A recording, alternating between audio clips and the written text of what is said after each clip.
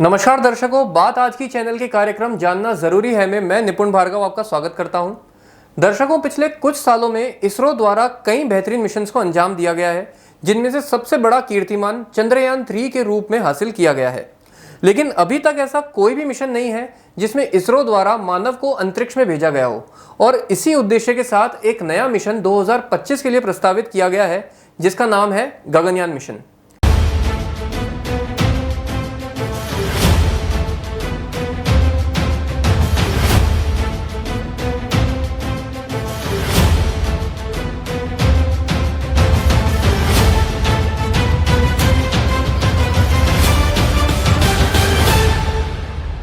आज हम जानेंगे क्या है गगनयान मिशन और इन दिनों इस पर इतनी चर्चा क्यों की जा रही है।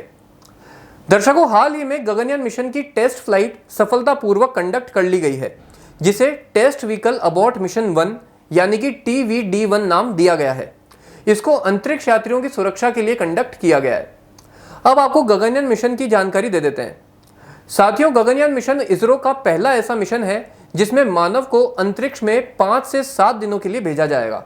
ये 2025 के लिए प्रस्तावित है और इसमें GSLV Mach 3 रॉकेट का इस्तेमाल किया गया है।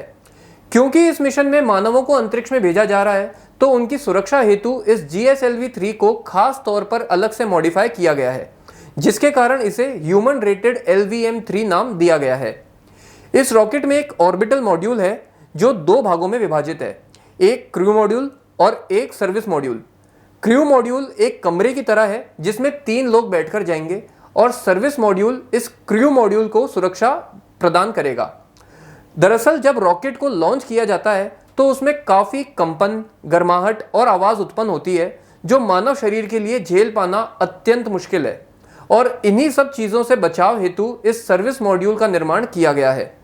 यह रॉकेट मात्र 16 मिनट में लो अर्थ ऑर्बिट तक पहुंच जाएगा, जहां पर रॉकेट अलग अलग भागों में विभाजित हो जाएगा। ऑर्बिटल मॉड्यूल अंतरिक्ष तक पहुंचेगा और वापस लौटते समय ये क्रू मॉड्यूल और सर्विस मॉड्यूल एक दूसरे से अलग हो जाएंगे, जिसमें से सर्विस मॉड्यूल अंतरिक्ष में रह जाएगा और क्रू मॉड्यूल एक पैराशूट के माध्यम से अरब सागर में लैंड करेगा। अब आपके मन में सवाल उठ रहा होगा कि आखिर इस मिशन से हमें क्या फायदा होगा। तो आपको बता दें कि काफी सारे प्रयोग पृथ्वी पर गुरुत्वाकर्षण यानी कि ग्रेविटी के कारण संभव नहीं हो पाते हैं, लेकिन अंतरिक्ष में काफी सारे प्रयोग किए जा सकते हैं। इसके अलावा टेक्नोलॉजिकल एडवांसमेंट, रोजगार निर्माण, अंतरिक्ष का अन्वेषण मतलब स्पेस एक्सप्लोरेशन, प्राइवेट सेक्टर की वृद्धि यानी कि ग्रोथ, और अंतर्राष्ट्रीय सहयोग यानी कि इंटरनेशनल कोलैबोरेशन जैसे कई फायदे होंगे। अब बात कर लेते हैं इस मिशन में आने वाली चुनौतियों के बारे में। सबसे बड़ी चुनौती जो इस मिशन में आने वाली है वो है मानव सुरक्षा। इसके अलावा अंतरिक्ष यात्रियों का प्रशिक्षण भी बहुत आवश्यक है, जो भारत में इतना विकसित नहीं है। हालांकि इसके लिए उन्हें दूसरे देशों से ट्रेनिंग दी जा रही है। साथ ही इस मिशन की लागत 9023 करोड़ है। भगवान न करे, लेकिन अगर ये मिशन फेल हो गया तो ये काफी बड़ा नुकसान होगा।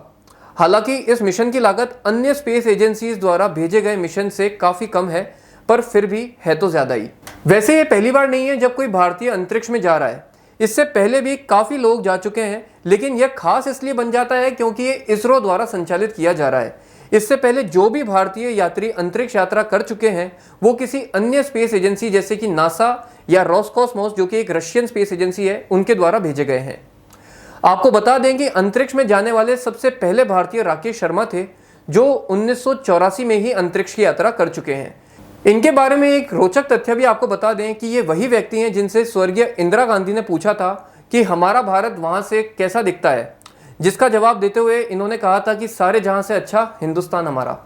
तो दर्शकों, हम दुआ करते हैं कि भारत इस मिशन में कामयाब हो और US, रशिया और चाइना के बाद ये कीर्तिमान प्राप्त करने वाला चौथा राष्ट्र बने। आज के लिए बस इतना ही। फिर किसी और विषय में आपसे जल्दी चर्चा होगी। तब तक के लिए आज्ञा दीजिए। नमस्कार।